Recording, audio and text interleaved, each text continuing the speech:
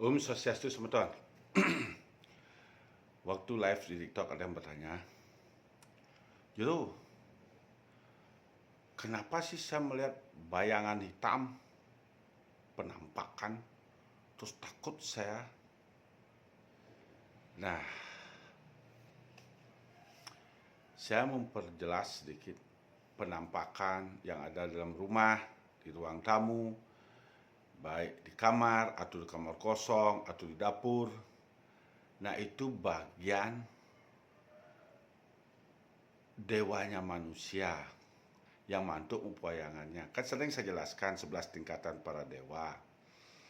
Kalau dia di tingkatan di bawah manusia, ya buta, kala, sama dengan. Nah, mungkin yang mantuk upayangan itu masih ada tingkatannya di buta, kala, sama dengan.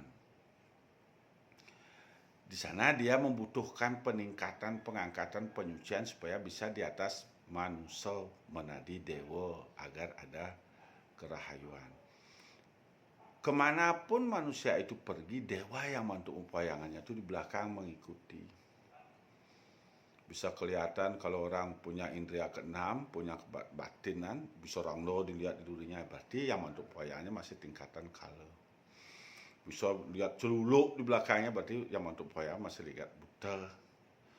Terus di belakangnya bisa kelihatan rambut gempel dan lain sebagainya, itu masih yang mantuk upayangan tingkatnya sama. Disinilah manusia banyak yang kedewan-dewan mengalami kesurupan karena itu batas waktunya untuk melakukan penyucian, pembersihan, mengangkat yang mantuk upayangannya lewat sakit. Adalah waktunya telah tiba untuk mengangkat dewa yang ada di Bona Agung. Karena manusia ini ciptaan Tuhan, yaitu Brahman, Atman, Akyam. Berulang kali saya sebut itu. Nah, Atman ini di tubuh manusia. Karena manusia diselimuti oleh kutukan dosa, dibagi dua. Di tubuh manusia yang disebut dengan Bono Alit, yang melingih di badannya ini. Sebelum ada tubuh ini, rohnya sudah ada sebelumnya. Yang disebut dengan rohnya ini Jiwatman. Karena manusia ini Atmannya dibagi dua. Karena manusia masih diselimuti oleh kutukan dosa. Lagi setengah dewanya yang mantuk upayangan itu di alam semesta. Ini disebut dengan Paramaatma. Nah, di alam semesta ini ada tingkatannya 11. Dari tingkatan buta, kalau sama dengan, sampai terus dia naik menjadi apsara-apsari, menjadi Tugede, menjadi dewa, menjadi betara, bahkan menyatu dengan Sang Yang Widi. Nah, kenapa dia masih kelihatan nampak di dalam rumahnya, kelihatan ada, nanti ada orang ilmu kebatinan, orang spiritual melihat, "Woi, di sana ada orang tua. Di sana ada anak kecil. Di sana ada orang seram," gitu dia. Itu adalah bagian roh yang mantuk upayangannya tingkatnya masih di bawah manusia. Dia tidak memiliki tempat. Kalau kita makanya kita memiliki merajaan, ring merajaan ngaran Sayang Atma, ring kemulan tengah ngaran Bapa Sang Paramaatma, ring kemulan kiwa ngaran Ibu Sang Jiwatma, ring kemulan tengah persatuan antara Jiwatma dan Paramaatma menunggal. Jadi saya tuduh di sanalah tempatnya yang mantuk upayangan diri manusia, yaitu Paramaatmanya setelah persatuannya antara Jiwatma dan Paramaatmanya. Kemanapun kita pergi, sebelum kita bekerja, pasti kita matur nuning lu di merajaan. Pakulun paduka betara luhur di tiang. Sudah bisa mantuk upayang pukul dan tiang makai di tiang mekuli, tiang makarya ring di pariwisata ngiring nih.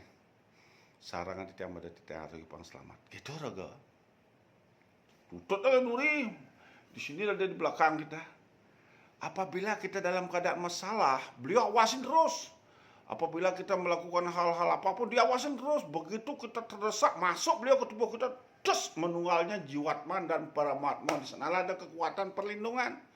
Bukannya Tuhannya duduk di atas kursi sendiri seperti kerajaan tinggal nuding. Itu berarti manusia sudah didoktrin dengan kepalsuan. Itulah yang terjadi. Sekarang ini kita harus belajar kembali ke kesadaran kita budi pekerti. Nah, setelah kita datang dari tempat bekerja, kita datang dimanapun, mandi, mau bersih, semuanya tuh udah bersih, sembahyang di merajaan, maka di merajaanlah orang sembahyang setiap hari. Itulah yang utama, itulah dewamu, itulah yang menuntunmu, itulah yang memberikan rahayu, itu yang menyelamatkan. Itulah yang memberi anugerah. Itu yang paling utama. Setelah datang, nggih sampun ditiang wau rawuh lemu kuli matur suksema ditiang repetaro leluhur mangke ledang sira sane mantuk poyang puku dan ditiang sira ne seneng iring ditiang mering mangke melinggih ring kedong ditiang jagi mau sirap pangsing raga disirap nu ngajak dewa di kamar main lato-lato.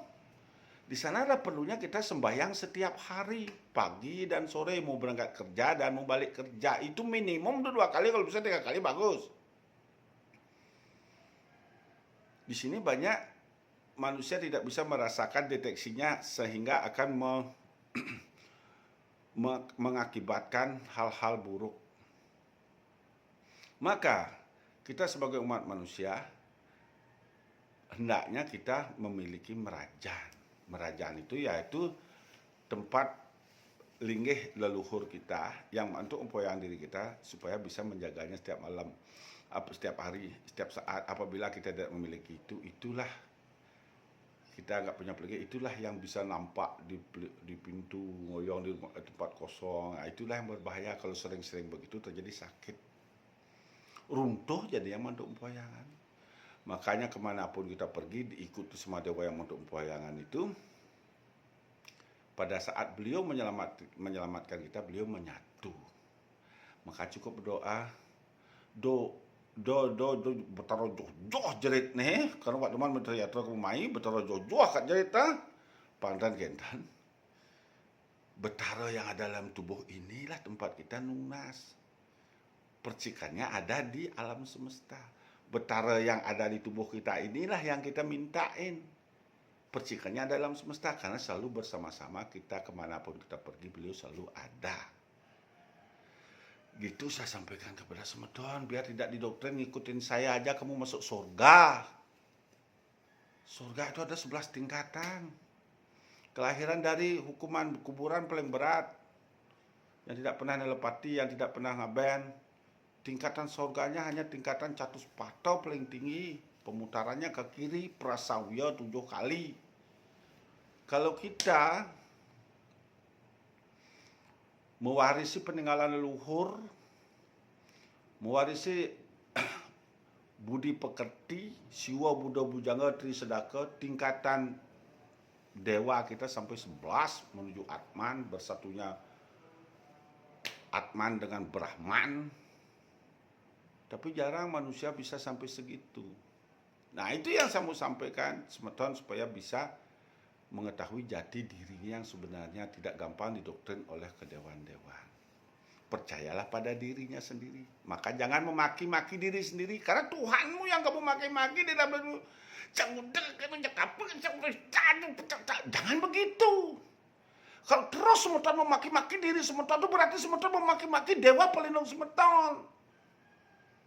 Di sini dewa yang ada di sini dalam ini roh jiwatman tuh yang di atas ini para mahatma selalu melindungi Semedon, yang selalu mengikuti Semedon, selalu yang memberikan Semedon wahyu.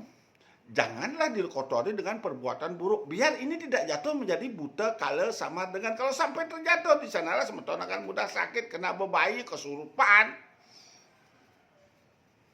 Yang sakit raga orang nggak bisa ngeliat, sakit naunyang ini bisa ngeliat tuh sama pada diri sendiri yang meruntuhkan jiwa para mahatma kita sehingga begitu menyatu sama jiwatman kita jadi penyakit, jadi bebiunan, tidak bisa dirasakan. Manusia nggak akan bisa merasakan sakitnya kalau dia meruntuhkan para mahatmanya. Nggak akan bisa deteksi sakitnya mengandung ulat, nggak dia terasa, dia nggak bisa merasakan. Itu saya sampaikan kepada Semedon, kirang langkung atau tiang lunas gang sempurna, sinap bantu perma santi. Om santi santi santi om.